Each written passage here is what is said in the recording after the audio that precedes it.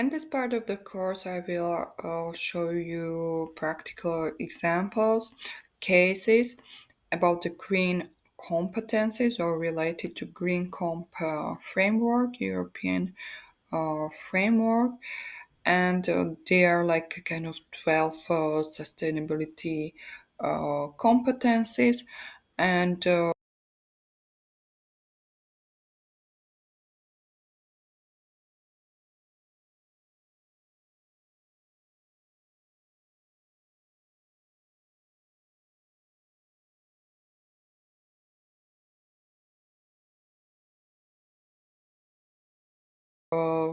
based on the material about the green competencies.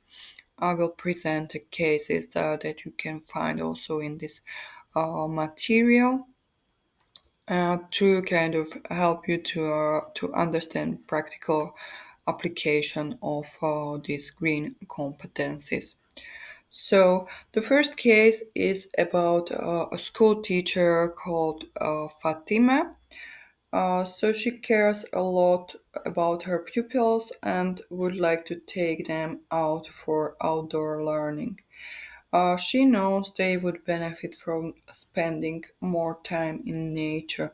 So this is related to the competence like promoting nature, which we mentioned also in first part of the course.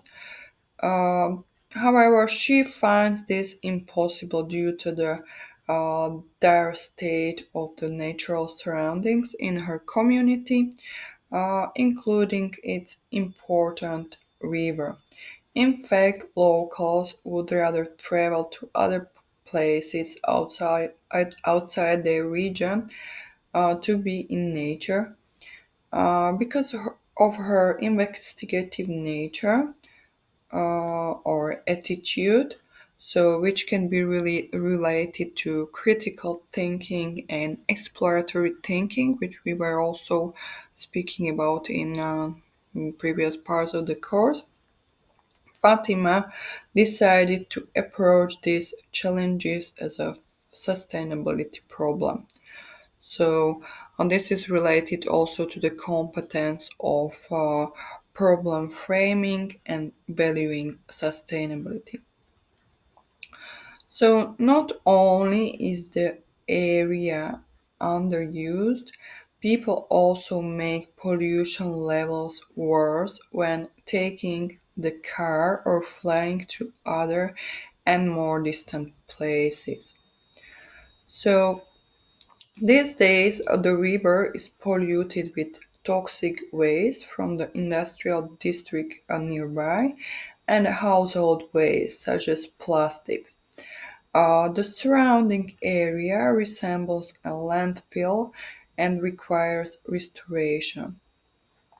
The local community stays away from this part of the region, especially families and women. The abandoned state of this area conveys a sense of unsafety and lack of healthy conditions. The decline of place is also associated with potential crime. So this can be related also, this understanding of this situation can be related to systems thinking. Despite its current state, Fatima believes this vast area has huge potential. She envisions families having picnics at weekends, schools could organize educational excursions, the river offers potential for many sport activities such as rowing or kayaking, and people could enjoy nature without having to travel far and could spend their days off there. So Fatima sees that if we solve the problem of pollution and that the area is so abandoned and kind of unmaintained or like devastated, we can use it for promoting like well-being of people from that area. Furthermore, future generations as well as other species could benefit from a healthy environment. So this is related to supporting fairness. This is her vision. So this is related also to the competence or to the aspects of futures literacy, values thinking. She is motivated to achieve this vision for her community if members of her community share the same vision. So that is related to this collective action, like let's say this teamwork and planning kind of like projects. With her vision in mind, she started mapping the root causes of the current sustainability problem related to this green area. She identified direct and indirect causes, underlined man-made causes, and classified them by reversibility and complexity. So this is also related to her ability of system thinking, critical thinking, problem framing, and individual initiative. To get a broader picture, Fatima asked town council employees for help.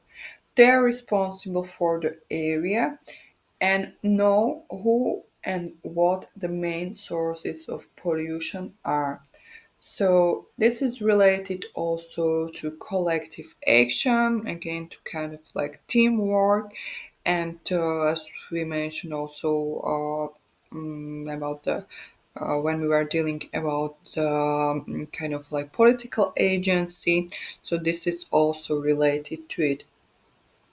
Starting with this information, she explored new avenues for change for her community.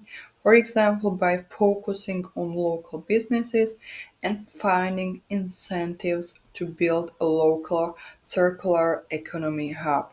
This could help to make sustainable use of resources and avoid the use of toxic substances. So this is related also to exploratory thinking. She already knows that more sustainable practices are available than those currently in use nearby. Furthermore, the workforce would need to be upskilled.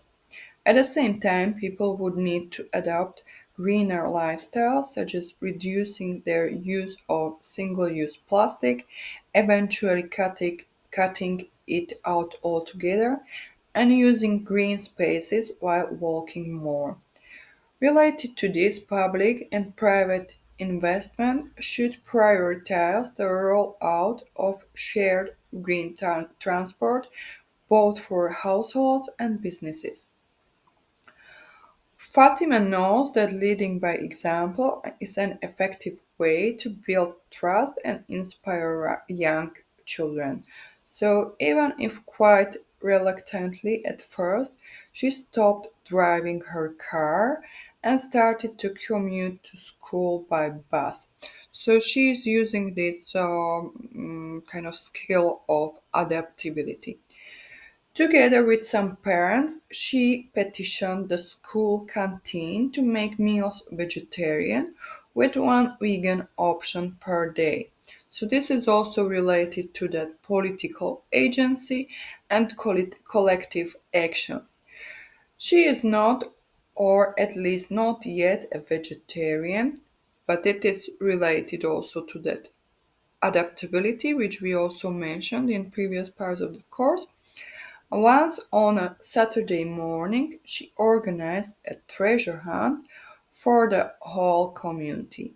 The prize for collecting the most litter included tools to promote pollinator conservation, such as daisy flower plants and gardening tools, second hand and shared by the community. So, this is also in line with that concept of circular economy and sustainability.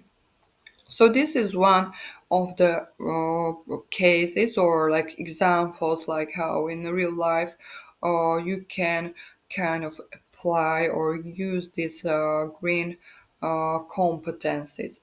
Another case is about Alex. So, Alex has just started his fourth year of high school in the south of Europe. Alex is not originally from the area, so volunteering activities help him integrate into the community. They enable him to support the community he is growing up in. So he is also supporting fairness and individual initiative while restoring local parks, which is also related to promoting nature. For example, together with other volunteers, Alex recently restored the park of a primary school in a less advantaged neighborhood. Now kids can use it again to create their own gardens and enrich local flora and fauna, which is also related to this collective action and teamwork. Lately, he has been feeling discomforted by the state of the planet. He learned on the social media that he was experiencing eco anxiety.